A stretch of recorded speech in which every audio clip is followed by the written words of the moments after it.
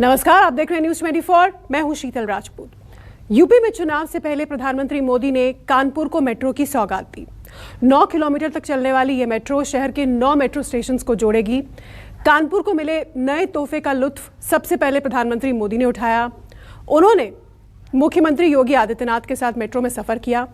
मौका चुनाव का है, इसलिए उन्होंने मेट्रो के उद्घाटन के मौके पर विरोधियों पर वार भी किया।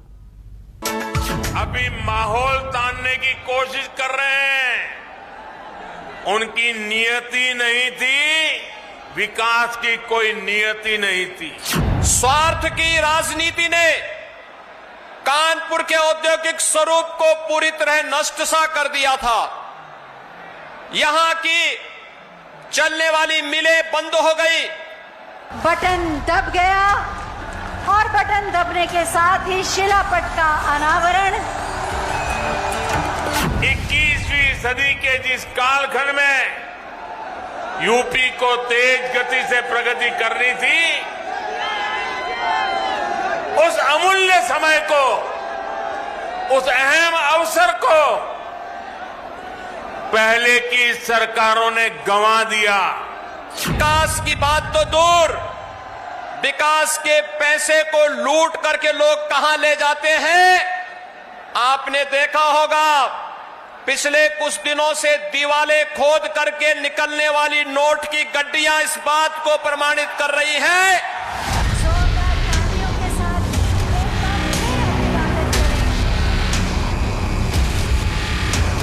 बटन दब गया और बटन दबने के साथ ही शिलापट का अनावरण। यूपी में विधानसभा चुनाव से पहले कानपुर को मेट्रो की सौगात मिल गई। प्रथम सेक्शन का शुभारंभ। प्रधानमंत्री मोदी ने मेट्रो का तोहफा दिया तो मेट्रो की सवारी भी की। आईआईटी स्टेशन से लेकर गीतानगर स्टेशन तक उन्होंने मेट्रो का आनंद लिया। मेट्रो में सफर के लिए बाकायदा उन्होंने टिकट भी खरीदी थी। मेट्रो में सवारी के वक्त उनके साथ मुख्यमंत्री योगी और केंद्रीय शहरी एवं आवास मंत्री हरदीप सिंह पुरी भी मौजूद थे। पीएम मोदी मेट्रो की खिड़की से बार बार बाहर देख रहे थे और हाथ हिलाकर लोगों का अभिवादन कर रहे थे।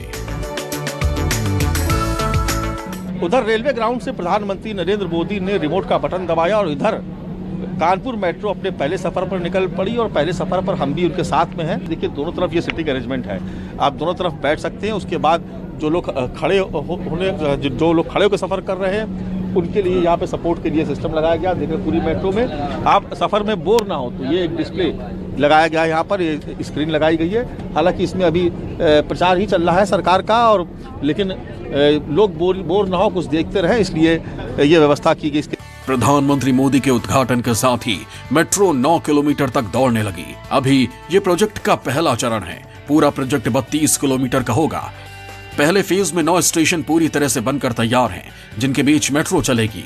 मेट्रो का पहला स्टेशन आईआईटी होगा, इसके बाद कल्याणपुर, एसपीएम अस्पताल, विश्वविद्यालय, गुरुदेव चौराहा, गीतानगर, रावतपुर, एलएलआरएच और आखिरी स्टेशन मोती झील है।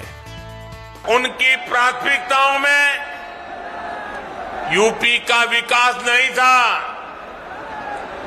उनकी प्रतिबद्धता यूपी के लोगों के लिए नहीं थी।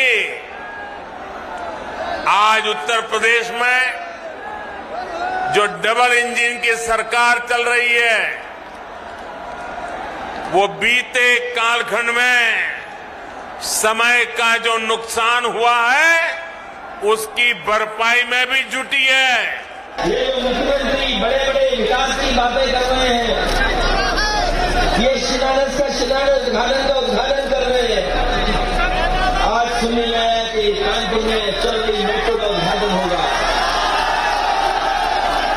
ये मेट्रो समाजवादियों की देन है। आपको बता दें कि कानपुर मेट्रो पर 11,076 करोड़ से ज्यादा खर्च हो चुका है। मेट्रो बनने से करीब 40 लाख यात्रियों को फायदा होगा।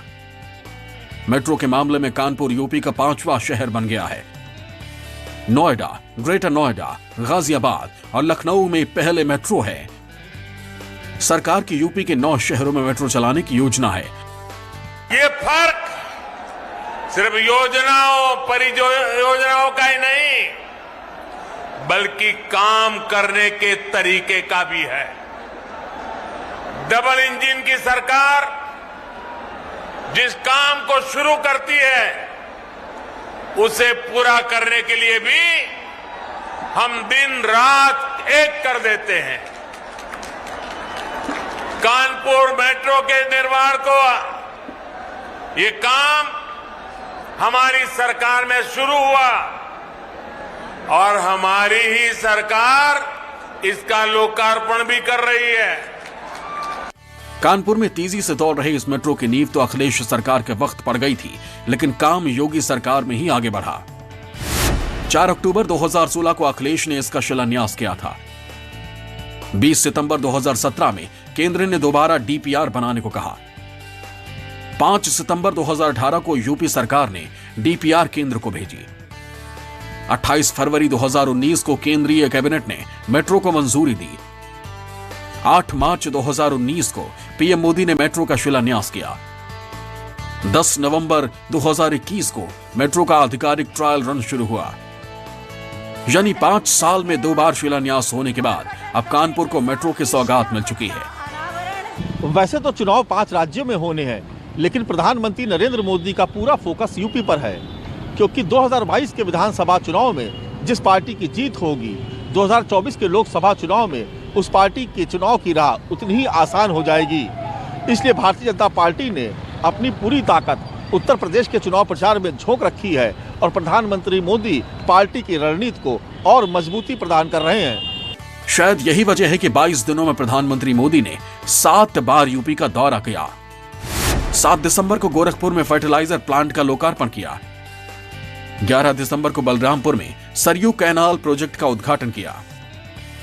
13 से 14 दिसंबर को वाराणसी में काशी विश्वनाथ धाम कॉरिडोर की सौगात दी। 18 दिसंबर को शाहजहांपुर में गंगा एक्सप्रेसवे की आधारशिला रखी। 21 दिसंबर को प्रयागराज में सहायता समूह की महिलाओं से बात की। 23 दिसंबर को काशी में 1500 करोड़ की परियोजनाओं की सौगात दी। 28 दिसंबर को कानपुर को मेट्रो का तोहफा। यानी प्रधानमंत्री मोदी हर छोटे बड़े मौकों पर यूपी आ रहे हैं और परियोजनाओं की झड़ी लगा रहे हैं। साथ ही हर बार उनके निशाने पर पिछली सरकारें और विपक्षी दल ही होते हैं। बीते दिनों जो बक्से भर भर के नोट मिली है, नोट,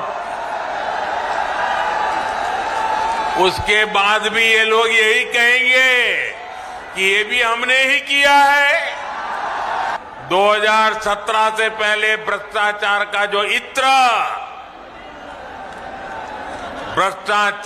जो इत्र उन्होंने पूरे यूपी में छिड़क रखा था, वो फिर सबके सामने आ गया है। लेकिन अब वो मुंह पे ताला लगा के बैठे हैं, क्रेडिट लेने के लिए आगे नहीं आ रहे हैं। अभी आपने अखबार में और मोबाइल में और टीवी पे देखा होगा कि एक दीवार से रुपया ही रुपया निकल रहा है घर से, कि रुपया उनका नहीं है, तो उनके फोन कॉल का डिटेल निकाल लो और फोन कॉल का डिटेल निकलेगा तो अपने आप पता लग जाएगा कि रुपया किसका है। सामने चुनाव है तो बीजेपी ने ऐसी रणनीति तैयार की है ताकि प्रधानमंत्री मोदी के हर क्षेत्र में कम से कम एक जनसभा हो जाए। पूर्वांचल, पश्चिमी यूपी और अवध में तो प्रधानमंत्री कई बार आ चुके हैं, लेकिन कानपुर बुंदेलखंड में उनकी ये पहली चुनावी जनसभा थी। आपको बता दें कि यहाँ पर विधानसभा की 52 सीटें आती हैं, जिसमें से बीजेपी के 47 सीटों पर कब्जा है और प्रधानमंत्री मोदी बीजेपी के रिकॉर्ड प्रभुत्व को बचाने की कोशिश में हैं। हालांकि पिछले कुछ समय से यहाँ पर अध्यक्ष जेपी नड्डा से लेकर रक्षा मंत्री राजनाथ सिंह अपना शक्ति प्रदर्शन कर चुके हैं। गृह मंत्री अमित शाह, सीएम योगी और डिप्टी सीएम केशव प्रसाद मौर्य भी कई जनसभा कर चुके हैं। ऐसे में देखना यह है कि आगामी विधानसभा चुनाव में बीजेपी अपना गढ़ बचाने में कितना कामयाब हो पाती है। मानस श्रीवास्तव, न्यूज़ 24 कानपुर। जिस वक्त कानपुर में प्रधानमंत्री मोदी मेट्रो का चुनावी तोहफा दे रहे थे, ठीक उसी वक्त यूपी में सियासी ABCD की गूंज सुनाई दे रही थी। शुरुआत गृह मंत्री अमित शाह से हुई और फिर जवाब में अखिलेश यादव ने भी ABCD सुनाई। अब ABCD ये है क्या, इस रिपोर्ट में देखते हैं। सपा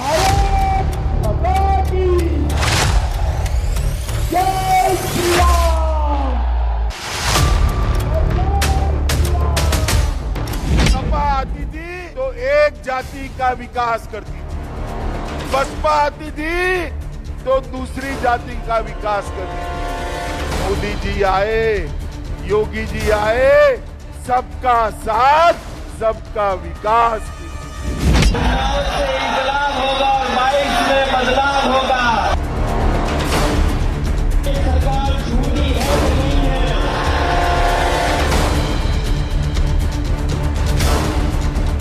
मैं लड़की हूँ, लड़ सकती हूँ, लड़की हूँ।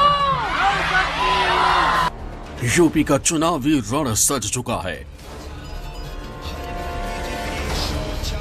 प्रचार में तेजी है और नेताओं के जुबानी वार पलटवार हो रहे हैं। भ्रष्टाचार, धर्म और विकास के मुद्दे पर सवाल उछाले जा रहे हैं। सभी नेता एक दूसरे से आगे निकलने की होड़ में हैं। बीजेपी के चाणक्य और गृह मंत्री अमित शाह आजकल मिशन यूपी पर हैं। वो सूबे में पार्टी को दोबारा सत्ता में लाने की रणनीति पर काम कर रहे हैं। इसी सिलसिले में उन्होंने हरदोई, सुल्तान और भदोही के लोगों तक सरकार के काम और पार्टी की बात पहुंचाने की कोशिश की। एसपी अध्यक्ष अखिलेश यादव उन्नाव में अपने समाजवादी विजय रथ लेकर पहुंचे। उधर लड़की हूं लड़ सकती हूं के नारे के साथ कांग्रेस ने लखनऊ में मैराथन का आयोजन किया। एक तरफ बीजेपी पूरे दमखम के साथ अपना चुनाव प्रचार कर रही है, तो दूसरी तरफ विपक्ष भी अपने शक्ति प्रदर्शन में कोई भी कमी नहीं छोड़ रहा है। अखिलेश यादव विजय रथ यात्रा के जरिए जन विश्वास जीतने की कोशिश में है, तो कांग्रेस लड़की हूं लड़ सकती हूं के नारे के साथ अपनी नींव को मजबूत कर रही है। सबसे पहले बात गृह मंत्री अमित शाह की। अमित शाह ने यूपी के 3 शहरों में अपनी ताकत दिखाई। इस दौरान उन्होंने लोगों को सियासत में ABCD का मतलब समझाया, तो अखिलेश ने भी ABCD के मायने बताए। अमित शाह के A का मतलब आतंक, B का मतलब भाई भतीजावाद, C का मतलब करप्शन, D का मतलब दंगा। वहीं अखिलेश के A का मतलब अब, B मतलब बीजेपी, C मतलब छोड़, D मतलब दो। मित्रों, ये समाजवादी पार्टी की ABCD ही उल्टी है। इनका है A से मतलब है अपराध और आतंक, B से मतलब है भाई भतीजावाद, C से मतलब है करप्शन और D से मतलब है दंगा। 2014 और 2017 के विधानसभा चुनाव, फिर 2019 के लोकसभा चुनाव में बीजेपी को बड़ी ताकत बनाने के पीछे अमित शाह का हाथ माना जाता है। ऐसे में वो पूरे दमखम के साथ दावा कर रहे हैं कि 2022 में भी बीजेपी दोबारा सत्ता में आएगी। उधर समाजवादी पार्टी के अध्यक्ष अखिलेश यादव भी बीजेपी के लिए बड़ी चुनौती बने हुए हैं। उनकी जनसभाओं में हो रही भीड़ बीजेपी के पेशानी पर पसीना ला रही है। साथ ही वो रथ यात्रा के जरिए अब तक सूबे की पूरी धरती मथ चुके हैं और अब उन्नाव पहुंचे हैं। बीजेपी को अपने ही अंदाज में जवाब दे रहे हैं।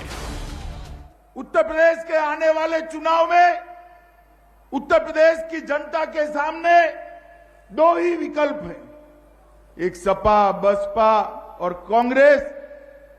ये तीनों इकट्ठा होकर आ जाए तो भी हमें कोई परेशानी नहीं है। उन्नाव से इंकलाब होगा, 22 में बदलाव होगा।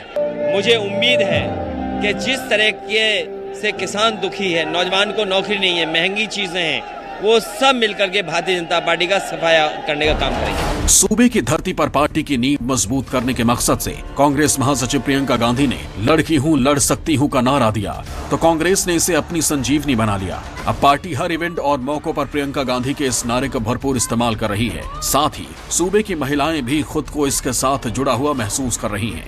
इसी सिलसिले में पार्टी ने पहले झांसी तो फिर लखनऊ में विशाल मैराथन का आयोजन किया, जिसमें बड़ी संख्या में लड़कियों ने शामिल होकर कांग्रेस की ताकत बढ़ाई।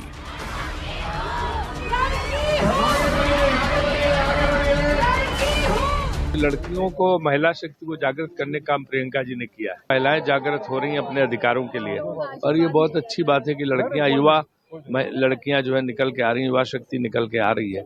ये बहुत बड़ी बात है। तो कांग्रेस को फिर से खड़ा करने का काम प्रियंका जी कर रहे हैं। साफ है 2022 का रण बड़ा भीषण हो चुका है। सभी पार्टियों की तरफ से अपनी पूरी ताकत लगा दी गई है। ऐसे में देखना यह है कि इस चुनावी रण में कौन विजयी होकर लखनऊ की कुर्सी तक पहुंचता है।